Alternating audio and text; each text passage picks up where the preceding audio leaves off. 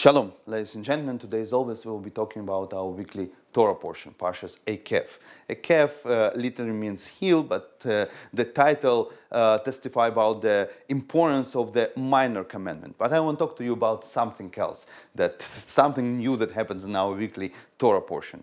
I'm pretty sure there is not a single Jewish person around the world, and actually probably beyond the Jewish people, that is not familiar with the word Ulpan.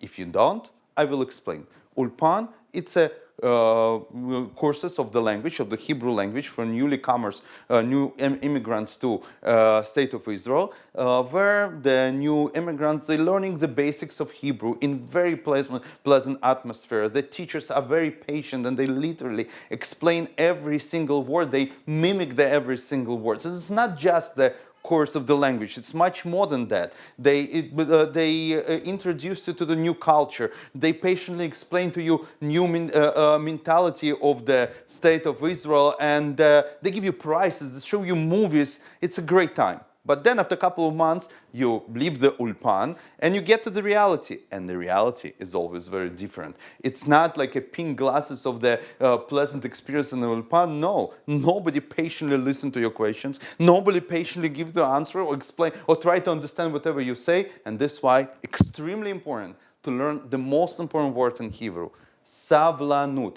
Patience. This is the most important word for the reality. Why I'm telling you this? Because I didn't find before any mentioning of the word Ulpan in our original ancient sources, but in one of the commentaries in our weekly Torah portion, in my opinion, it mentioned for the first time. In what portion?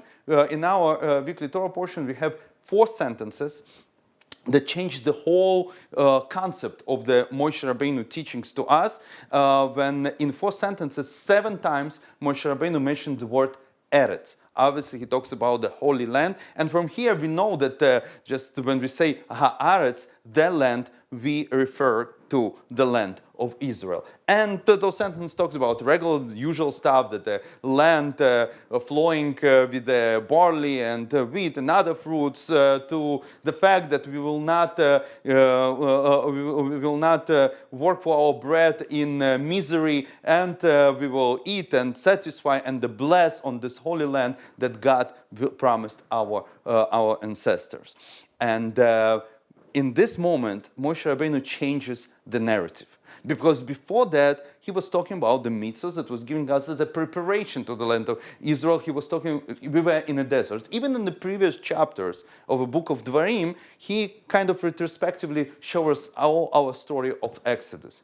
But now he changes around. The narratives go already about the special commandments that must be fulfilled, observed in the land of Israel, how to build the society in a holy land. And according to many of our sages, the actual fulfillment of the mitzvahs, it couldn't be outside of the Holy Land, it's only in the reality of the land of Israel.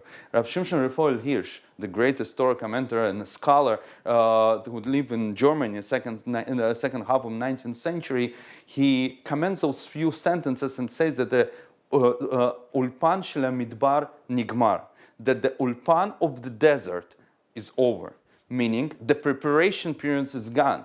Now we're getting to the reality. And maybe Rabbi Shimshon Hirsch, when he looked from his window, he saw the streets of Hamburg and later in Frankfurt, but us today, we can look out our window and see the Holy Land. It's not a problem. The words that Moshe Rabbeinu tells us in this weekly Torah portions, they already fulfilled. Those prophecies are fulfilled, and we can walk through or by the streams and rivers of the Holy Land. We can eat and satisfy and bless on the Holy Land, on the land of Israel. Or in other words, the Ulpan is over. Now it's the time for savlanut, patience to the reality of the Holy Land. But the most important, patience to one each other. Thank you very much. I see you next week.